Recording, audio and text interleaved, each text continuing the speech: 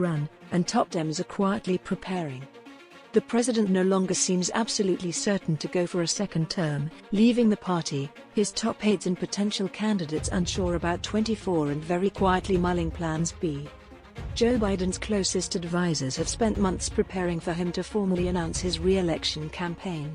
But with the president still not ready to make the plunge, a sense of doubt is creeping into conversations around 2024. What if he decides not to? Biden's past decisions around seeking the presidency have been protracted, painstaking affairs.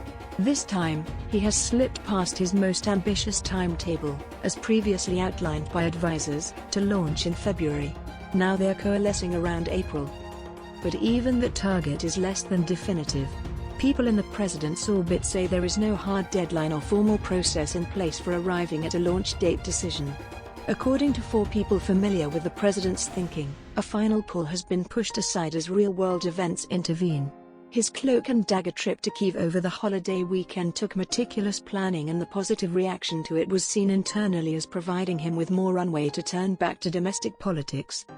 While the belief among nearly everyone in Biden's orbit is that he'll ultimately give the all-clear, the delay has resulted in an awkward deep freeze across the party, in which some potential presidential aspirants and scores of major donors are strategizing and even developing a plan B while trying to remain respectful and publicly supportive of the 80-year-old president. Democratic govs J.B. Pritzker of Illinois, Gavin Newsom of California and Phil Murphy of New Jersey have taken steps that could be seen as aimed at keeping the door cracked if Biden bows out, though with enough ambiguity to give them plausible deniability. Senators like Bernie Sanders and Amy Klobuchar have been making similar moves.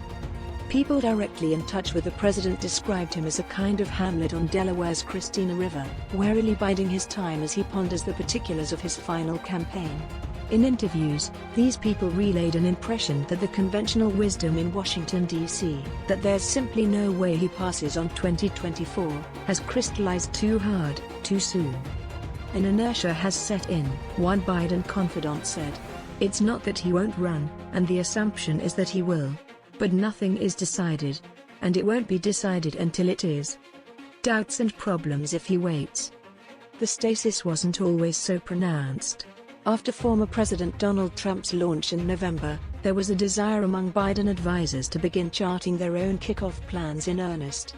That urgency no longer is evident. They feel no threat of a credible primary challenge, a dynamic ode to Democrats' better than expected midterms and a new early state presidential nominating calendar, handpicked by Biden. Holding off on signing campaign paperwork also allows Biden to avoid having to report a less than robust fundraising total for a first quarter that's almost over. As the limbo continues, Biden's advisors have been taking steps to staff a campaign and align with a top super PAC. Future Forward, which has been airing TV ads in support of the president's agenda, would likely be Biden's primary super PAC, though other groups would have a share in the campaign's portfolio, a person familiar with the plans said. But to the surprise of some Biden allies, they say he has talked only sparingly about a possible campaign, 3 people familiar with the conversations said. His daily focus remains the job itself. Except for the occasional phone call with an advisor to review polling, he spends little time discussing the election. While First Lady Jill Biden signaled long ago she was on board with another run, some in the president's orbit now wonder if the impending investigations into Hunter Biden could cause the president to second-guess a bid. Others believe it will not.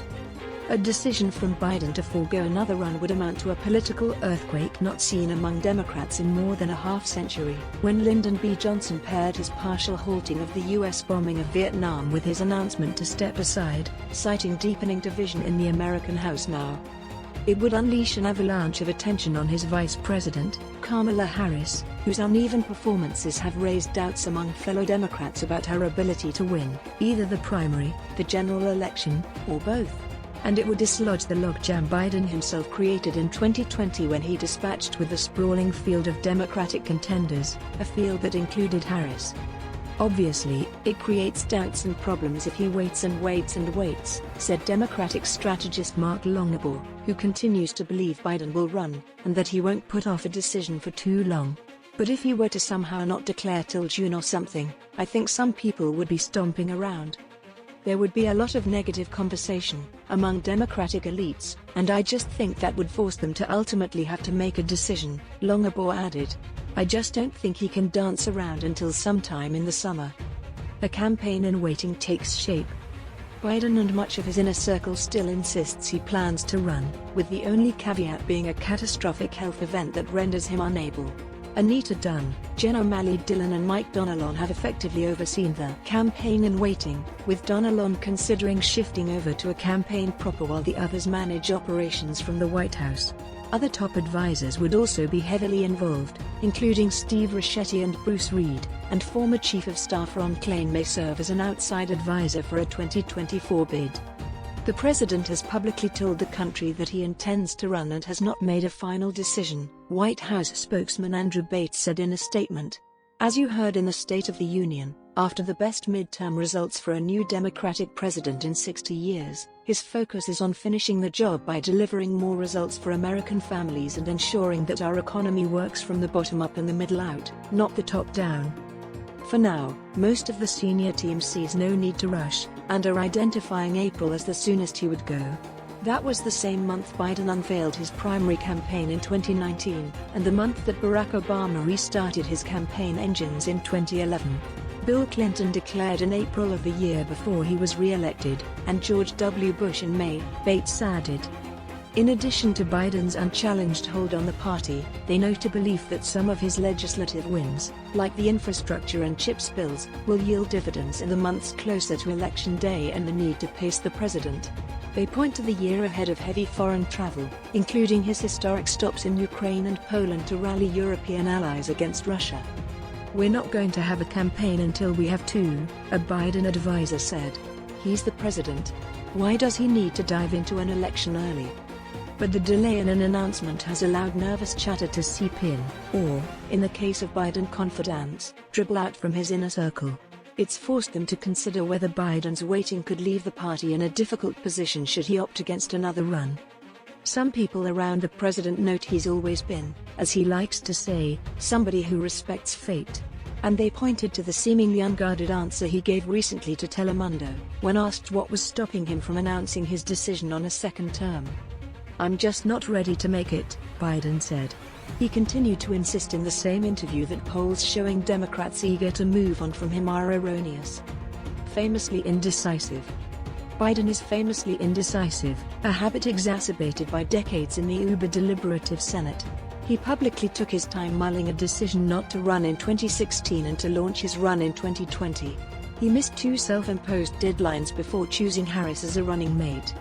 In the White House, he pushed back the timeline to withdraw from Afghanistan, skipped over his initial benchmark to vaccinate 70% of American adults against COVID-19 with at least one shot, and earlier in his presidency let lapse deadlines on climate, commissions, mask standards and promised sanctions on Russia for poisoning opposition leader Alexei Navalny. His decision-making process is complete with extensive research, competing viewpoints and plenty of time to think. This time around, according to those close to him, he has made rounds of calls to longtime friends, all with an unspoken sense that he is running again, though without a firm commitment being made. Meanwhile, aspiring Democrats have moved to keep their options open. They've done so with enough ambiguity to give them cover, actions that could be interpreted as politicians simply running for re-election to a separate office, selling books, or building their profiles for a presidential campaign further out in the future.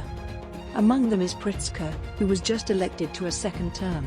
The Illinois Democrat, like everyone else, has offered his full support to Biden. But insiders note that senior advisors from his last two campaigns are still standing by just in case. Key among them is Quentin Fulks, who last year served as campaign manager to Georgia Senator Raphael Warnock. Pritzker's last two campaign managers, Mike Horlan and Chief of Staff Ann Caprara, remain ready to deploy, along with others. Among them is Pritzker, who was just elected to a second term. The Illinois Democrat, like everyone else, has offered his full support to Biden. But insiders note that senior advisors from his last two campaigns are still standing by just in case. Key among them is Quentin Fulks, who last year served as campaign manager to Georgia Senator Raphael Warnock. Pritzker's last two campaign managers, Mike Horlan and Chief of Staff Ann Caprara, remain ready to deploy, along with others. Side by side, DeSantis, Pritzker's inaugurations show political divide. Share, play video. It's the Boy Scout motto. Be prepared, Democratic strategist David Axelrod said, referring to any appearance by Pritzker or other Democrats to be putting their ducks in a row for a potential presidential campaign.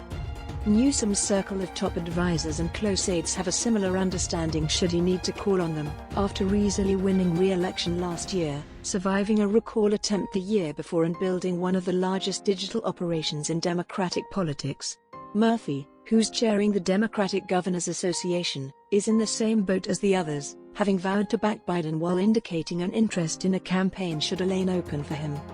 Klobuchar, Democrat Minnesota, who plans to seek re-election to her Senate seat in 2024, has been keeping up relations with donors far outside of Minnesota, holding a fundraiser in Philadelphia late last month. At the event, Klobuchar was asked if she planned on running for president in 2024, according to a person in the room. She said she expects the president to run for re-election, the person said.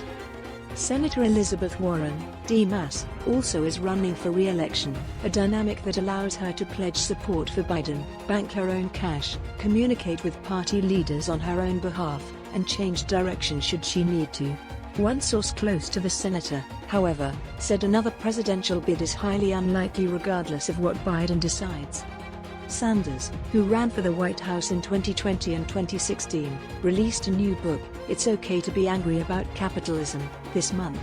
He is making media appearances and going on tour with stops in New York, Washington, D.C., Virginia, Arizona, and California, the delegate-rich Super Tuesday state that he won in his second presidential campaign. Sanders, who himself is 81, has said that he would not challenge Biden in a primary, but he had not ruled out a run in 2024 in the event there was an open presidential primary. Sanders' former campaign co-chair, Representative Ro Khanna, Democrat California, told Politico that Sanders is preparing to run if Biden doesn't, adding he'd support Sanders in such a scenario. Khanna has made his own moves as well, retaining consultants in early primary states and drawing contrasts with other ambitious Democrats such as former presidential candidate and Transportation Secretary Pete Buttigieg, another 2024 possibility. Khanna has said he will back Biden if he runs again and that he would not run for president next year if Biden declined to do so. But he has kept his options open to a campaign in 2028, or years beyond. Without being overly aggressive, everyone's still keeping the motor running just in case and they're not being bashful about it, said one Democratic donor, describing a call with the staff of a candidate who ran against Biden in 2020. On the phone, everyone is very clear and has the same sentence up front. If Joe Biden is running, no one will work harder than me, but if he's not, for whatever reason, we just want to make sure we're prepared for the good of the party. The specter of Trump. What's driving the talk isn't just Biden and his age, the donor added, but the possibility that Trump could return. Most donors view the alternative as an existential threat to the country, said the donor. So is some of this impolite? Maybe. But no one seems to be taking issue with it. As White House officials, advisors and operatives await word from Biden for 2024, many have received little clarity about where they may fit into an eventual campaign. Several decisions related to staffing remain up in the air, a dynamic some attribute to aides trying to best determine where all the moving pieces would fit together. Meanwhile, a plan to work in tandem with a constellation of Democratic super PACs is already starting to take shape. Dunn met in recent weeks with donors and officials at American Bridge, another major Democratic super PAC, one person familiar said. Top Biden aides have ties to both Future Forward and Priorities USA, two other super PACs. While Future Forward is likely to play the biggest role outside the possible campaign, aides stressed the others would be highly active, too. And it's likely a campaign would designate an operative from outside its ranks itself to serve as an unofficial go-between to better coordinate with the outside groups. Several of the candidates for the campaign manager position represent a next generation of Democratic talent: Jennifer Ridder, Julie Chavez Rodriguez, Sam Cornell, Emma Brown, and Preston Elliott. Christy Roberts, executive director of the Democratic Senate Campaign Arm and another sought-after operative, appears likely to remain in that job for 2024 following the party expanding its narrow Senate majority. Adesudamisi, a longtime operative who ran Senator Cory Booker's 2020 campaign and worked closely with Biden World to produce the DNC, has been approached and courted for top posts on a campaign or super PAC. And Fulks, coming off the Warnock victory, also is viewed as a possible player on Biden's campaign. Yet there are concerns about how much autonomy the role would provide given Biden's tight-knit circle of old hands that's famously suspicious of outsiders. There's another complicating factor to sort out on staffing. According to the people familiar with the situation, Biden's personal desire for a prominent campaign surrogate to blanket the cable airwaves. One person who could fit the bill of a more public-facing, less operationally involved, campaign manager is Kate Bedingfield, the Biden insider who just left her post as the White House communications director. Bedingfield's name has come up more over the last week in conversations among Biden aides, the two people familiar with the talks said. The campaign pieces are being lined up, and several top financiers say they have been in touch with the president's team to plan events. The president had a physical examination last week, in which his doctor gave him a nearly clean bill of health. That's today's latest news. Don't forget to subscribe, like, and comment so that this channel can continue to exist. Thank you for listening to the end and I hope it's useful.